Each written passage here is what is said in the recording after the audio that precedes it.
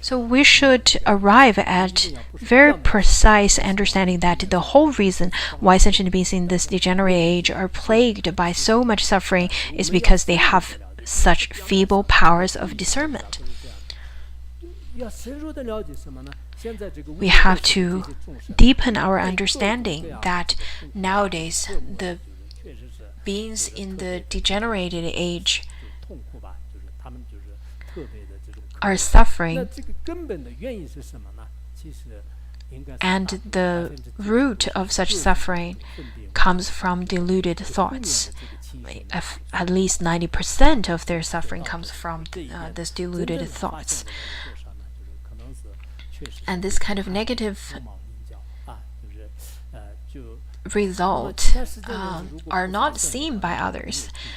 In fact, only very rare and very small number of people can genuinely see the true cause of it. Not only the mundane beings, even practitioners who've practiced for years and years, they probably don't really understand the genuine meaning, and that is very sad and very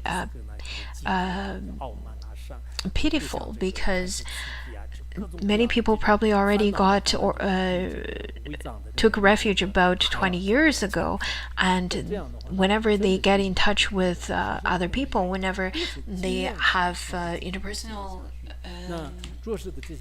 conversations, they still feel lots of jealousy and arrogance as well as afflictions, sometimes even worse than the vengeful spirits of Wutang, the Wutang area. So practitioners should try their best to tame their mind stream.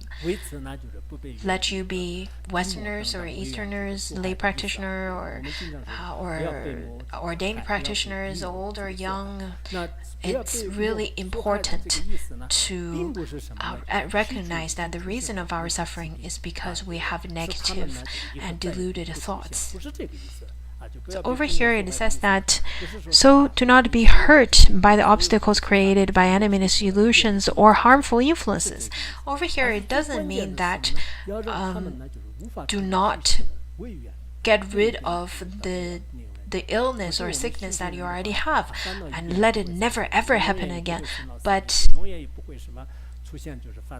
it is to transform it onto the path of practice, and do not let any of the sickness and afflictions become an obstacle on your path, because we cannot avoid sickness.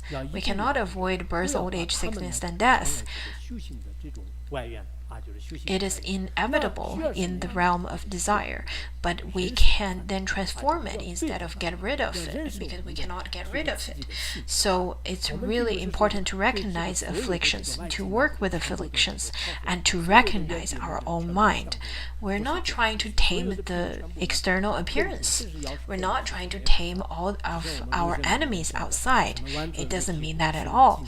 In fact, to eradicate all the sickness is impossible. Even the medicine Buddha cannot do that.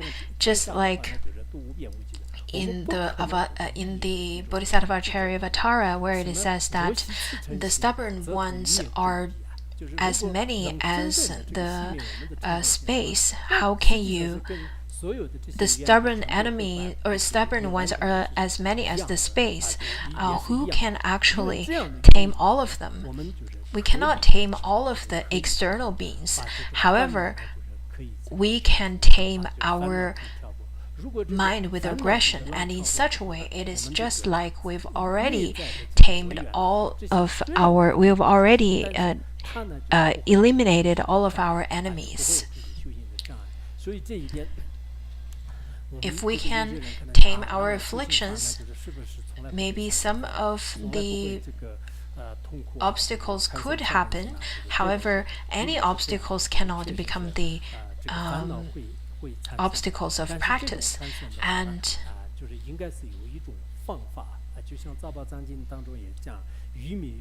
People used to ask me, I remember people used to ask me that if I practiced Buddhism, am I never going to have afflictions anymore? Am I never going to have suffering and anger anymore? It's not like that. There will be afflictions, there will be anger and suffering. However, just as it is stated in the Sutra of Miscellaneous Treasures, where it says that in order to tame all the enemies, you should then tame your afflictions. So the best way of taming your affliction is to tame your mind, to transform happiness and suffering into enlightenment. That is really the best. Over here it says that rather it is simple.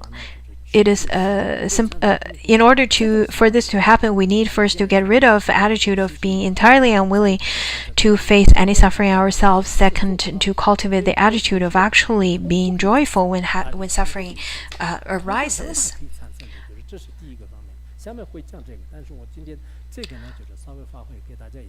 I think today we're going to talk about the first one. And over here it says that suffering will happen.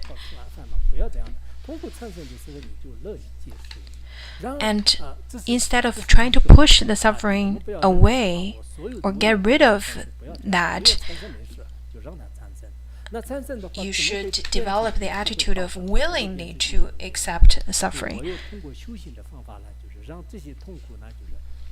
For a practitioner, you can think that I am going to transform this suffering into the path of practice. I'm going to transform it into a favorable condition. For practitioners, especially the beginners, I think it will be very difficult at the beginning, but if you familiarize yourself, if you practice it, it's going to be very beneficial. I think at the beginning it could be a little bit scary to think about having suffering arising in your life, but eventually it will be helpful. For example, our traditional way of thinking is that to pray for health, happiness, safety, that's a very mundane way, very normal way that happens in the life. You have a certain expectation, a certain wish, just as how mundane beings would get married, would have children and then work. So that's one way of thinking, that's a traditional way of thinking. And there is another way of thinking, that is how we can face life and especially face the randomness that happens, or random things that happens in our life. It is not necessarily that things would happen in the order that we would expect it. Many changes could happen, many impermanence. Whenever that kind of changes happen, how would you face it? When there's no change, you're happy, but when there is a change, you would feel upset, isn't it? However, during practice, you should be able to transform such kind of feeling.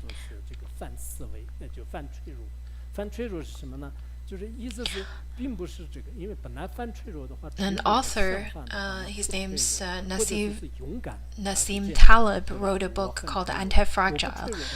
In fact, the opposite of fragility is non-fragility or bravery. So what is bravery?